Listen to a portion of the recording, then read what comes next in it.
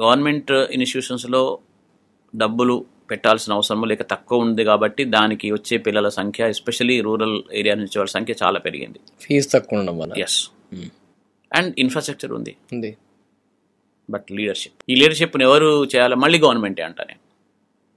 మీరు ఒక మంచి ఎడ్యుకేషనిస్ట్ వైస్ ఛాన్సలర్ని పెట్టండి, ఫ్రీడమ్ ఇవ్వండి. నిజంగా నేను నా వాకింగ్ చేసేది అదే. దాంట్లో number of students from villages, girls students is huge. It was never like that. వాళ్ళకి హాస్టల్స్ కడుతూనే ఉన్నారు ఇంకా. And that's a great thing actually speaking. But yes, విద్యా ప్రమాణాల వైపు వచ్చేసరికి ఇట్లాంటి వాటికి ఏం కావాలి?